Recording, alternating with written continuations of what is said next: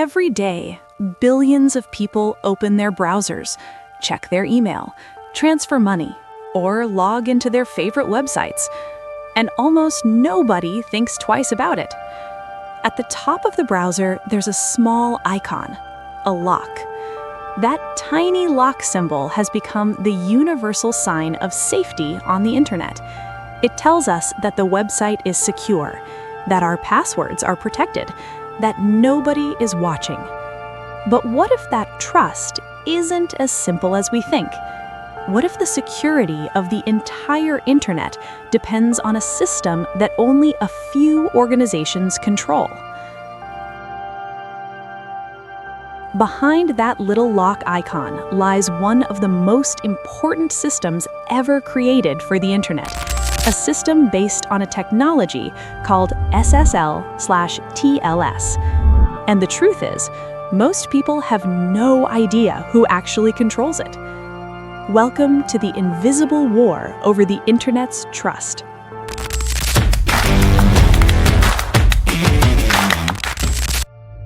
Part 1. The lock icon illusion. When you visit a secure website, your browser establishes an encrypted connection. This is what we call HTTPS. Behind the scenes, your browser performs a complex cryptographic handshake with the website's server.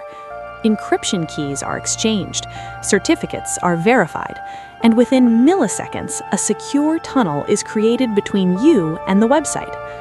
This process is powered by the SSL and TLS protocols. They ensure that data traveling across the internet cannot be easily intercepted or read by attackers. But here's the important question. How does your browser know that the website you're connecting to is actually legitimate? How does it know that the server claiming to be your bank is really your bank? The answer lies in digital certificates. These certificates act like passports for websites. They prove that a website's identity has been verified. But websites cannot issue these certificates themselves. Instead, they must obtain them from special organizations called certificate authorities. Some of the largest certificate authorities in the world include Let's Encrypt, DigiCert, Sectigo. These organizations verify websites and issue the certificates that make HTTPS possible. And that small lock icon in your browser? It only appears if your browser trusts the authority that issued the certificate. Part 2. The root of trust. But the system goes even deeper. Your browser doesn't automatically trust every certificate authority. Instead, browsers maintain a special list called the Root Certificate Store. This is essentially a whitelist of organizations that are allowed to verify websites. Major browsers like Google Chrome, Mozilla Firefox, Safari all maintain their own trusted root certificates. These root certificates form the foundation of trust for the entire internet. If a certificate authority is included in the root store, it has the power to issue certificates for almost any domain. Banks, government websites, cloud services, social media platforms. In other words, a relatively small number of organizations hold the keys to verifying the identity of most websites on the internet. And this raises an important question. What happens if one of those trusted authorities is compromised? Part 4. When trust was broken. The idea might sound theoretical, but it has already happened before. In 2011, a Dutch certificate authority named DigiNotar was hacked. Attackers managed to infiltrate DigiNotar's systems and generate hundreds of fraudulent SSL certificates.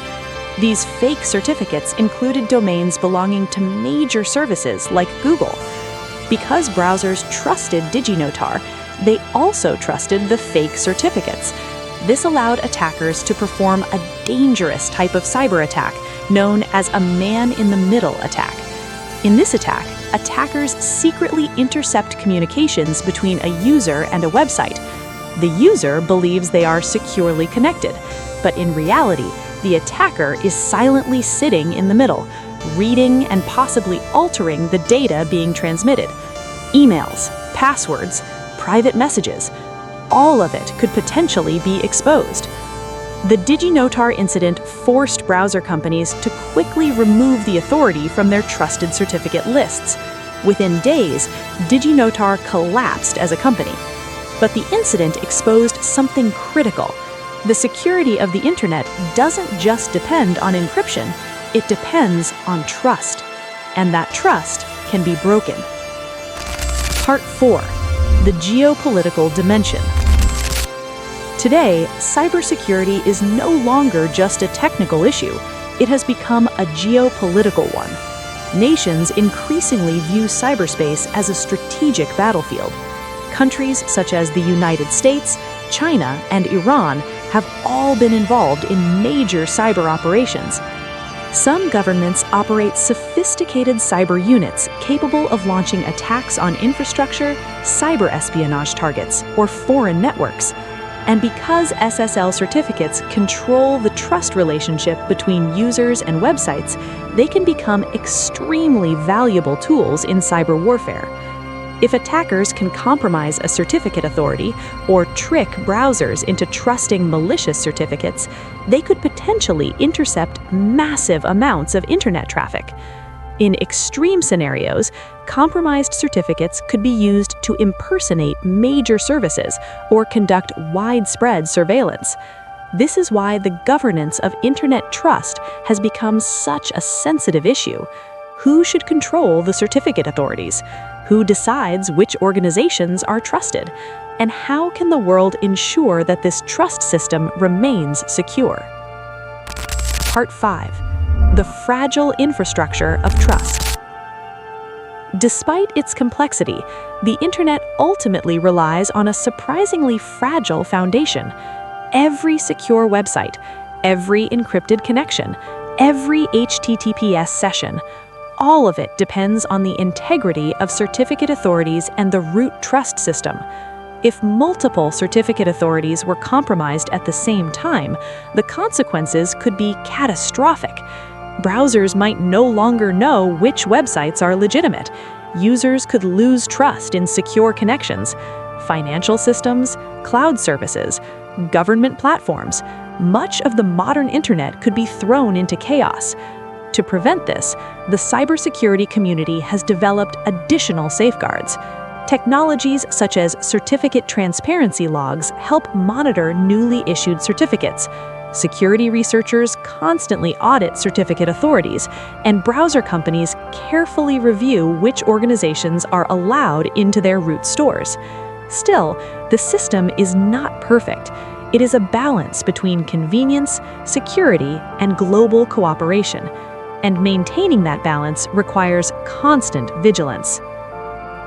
The internet was built on an extraordinary idea that strangers across the world could communicate, share information, and conduct business, all through a global digital network. But none of this would be possible without trust. Trust that the website you visit is real. Trust that your data remains private. Trust that the systems protecting the internet remain secure.